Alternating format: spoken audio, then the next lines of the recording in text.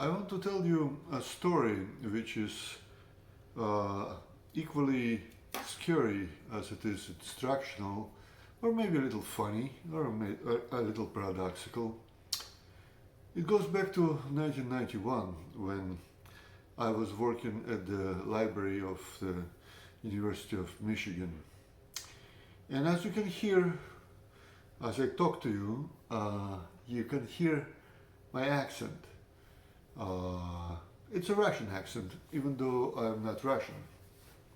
I was born in Latvia and I went to a Russian school, and my mother is Russian, so at home we spoke Russian, not Latvian, and my accent is Russian. And my accent has a lot to do with the story which takes place in America, in Ann Arbor, at the University of Michigan. So in 1991, I already had my PhD in Slavic studies and a master's degree in library science, and my wife and I were working at the library there, temporary jobs, waiting to move to Washington, D.C. for our permanent governmental or university jobs at the capital. And it just happened that it was like November or maybe or late October 1991, and they were running at the university library, the university in general, diversity program. Well, I have all for diversity.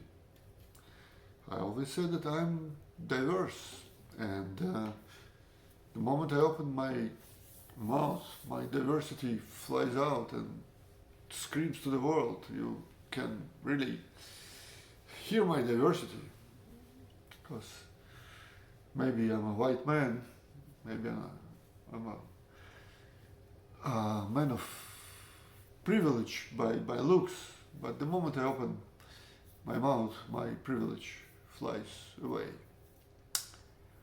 Anyway, they were running this diversity program at the University of Michigan, and they arrived at the library. It was a company that they hired to do the diversity program, that were supposed to talk to us, teach us about racism, about inner racist inside of us, and about how not to be a racist. Anyway, the program started in the morning, 9 o'clock in the morning. We all gathered, and there was immediate breakdown of the crowd that was gathered among us. One side of the room was represented by librarians, educated people, people with degrees, people with library degrees. Most of them, probably 98% white. And then there were, at the other side of the room, other people, technicians, custodians, staff. And they were mostly not white. They could be anybody. There were some people from Arab countries, Turkey, but mostly they were black, American black or Hispanic. And the program began, and we were broken into groups, and I was sent into a group that was taken into the garden. It was still warm, so it probably was late October. And we were supposed to talk to two facilitators. Both of them were people of color, about our inner hidden biases, how we are really scared of the other race. And most of us in the group were a group probably of 6 or so, were white. Maybe eight of us. So 2 people were non-white, and 6 of us were white. And the facilitators start interrogating us, pretty much telling us like, well, can you think of a situation when you maybe thought something about a person of another race that is kind of not complimentary, not nice, derogatory, diminishing, and people start talking. They start talking. The men and women in our group, and a woman suddenly starts crying and she beating herself in the chest, like, "Oh yes, I'm a racist. I have thought this and that. That black people, they don't understand. They are not educated. They are crude." And then a man comes out and he starts talking about how he probably is a racist too. And then they come to me and I tell them, you know what, I wasn't born here. It's not my country.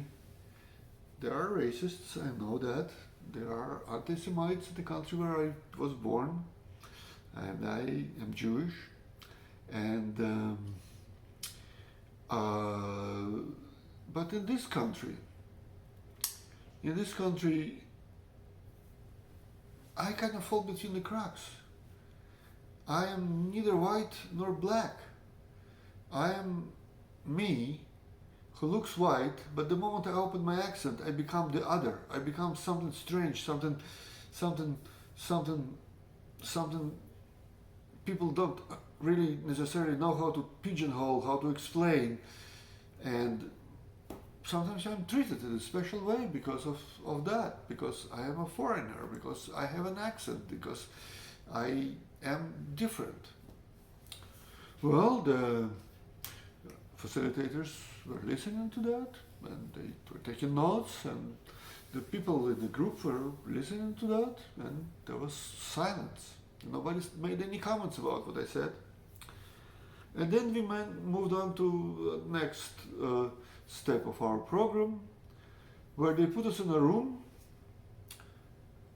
and there were 2 doors leading from this room. And they said, white people go to the left, and non-white people go to the right. And I can see people start filing in different directions. White people from the library, mostly librarians, mostly educated, going to the left door, and custodians and technicians are going into the right door. And finally the room is empty and I'm standing there alone and I'm thinking, hey, what am I gonna do? Where am I gonna go? With whom am I gonna go? I certainly don't feel like I am a part of the group that went to the left. They don't exactly necessarily accept me. They don't even talk to me. And when they talk to me, they talk down to me because I have an accent. Should I go with black people? But I'm not black. But I know if I'll go with black people, they will not look down at me. And they are not going to judge me for my accent. It would be hard to explain to me why I went with them, but it would not be inappropriate for me because I don't belong with those white people. I don't belong with people of privilege. I don't have a privilege. And I thought about it, and the doors were already about to close, and at the last moment I went with the black people. I entered the room, and there we are. They look at me, and I look at them, and nobody says a word.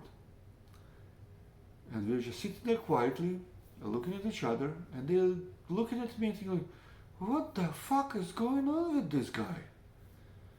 And then I open my mouth and I say, you know guys, I know I'm not black. I came here because there is no category for me, and I totally don't feel like I belong with those other people.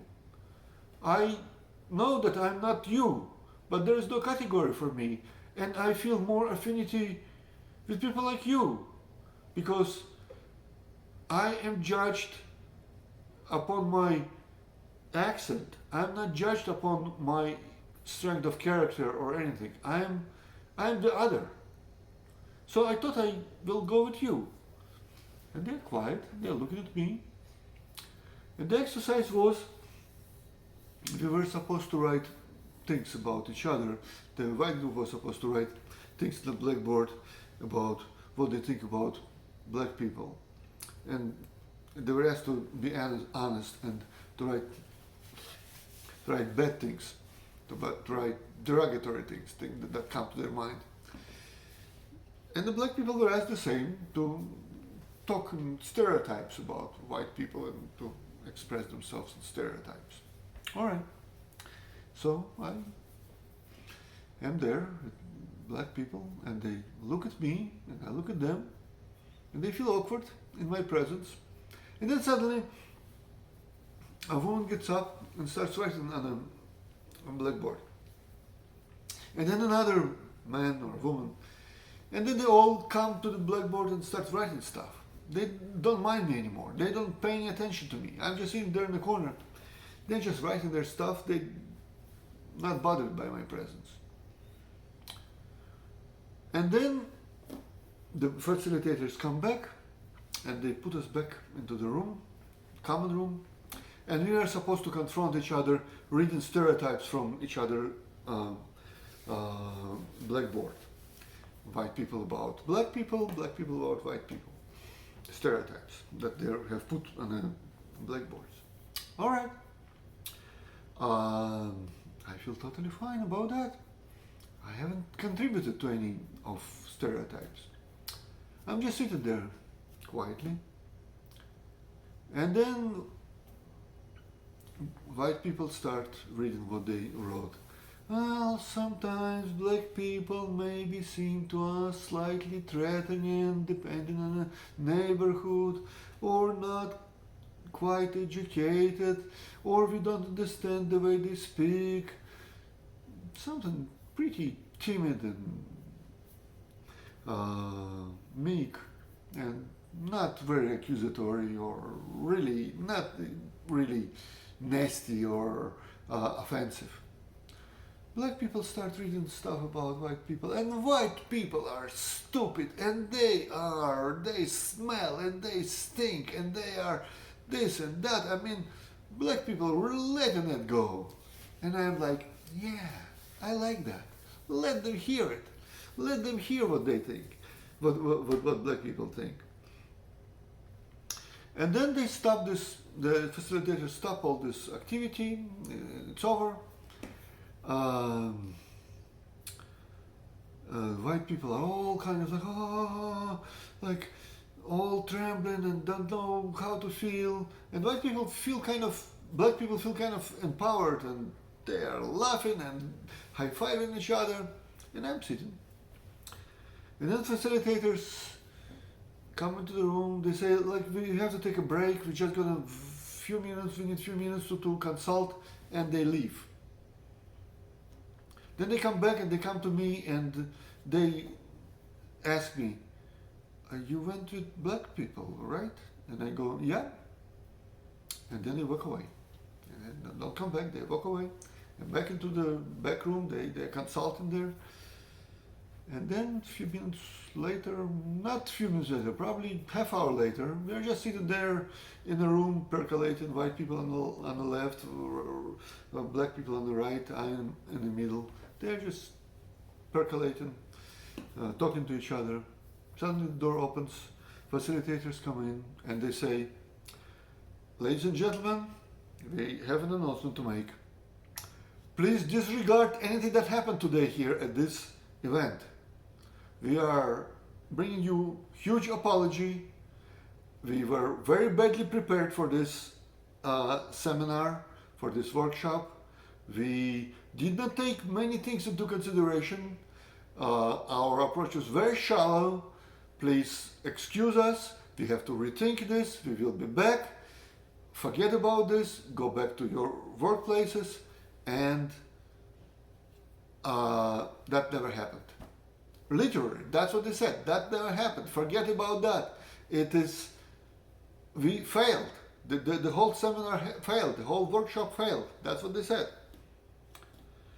And white people slowly, quietly file out from the room, go back to their offices. Black people kind of like, hey, yeah, the day is almost done. Well, it was a good day. Didn't have to clean their offices, didn't have to vacuum clean and fix their light bulbs and whatever. Toilet faucets. Good day. It's almost 4 o'clock. Day is over. Yeah. And nobody in the library, nobody of the librarians, of the white people, ever asked me what I was doing and what I was thinking. It never happened. Everyone knew. They knew my face. They knew who I was. There was only one me in the graduate library of University of Michigan. I was the only Slavic librarian. Everybody knew me. Quiet. And I would walk into the street, and the gardeners and the technicians and the custodians would high-five me and say, "Hey man, hey, you're good, you gave them a lesson. Black is beautiful." And I would go back, "Black is beautiful."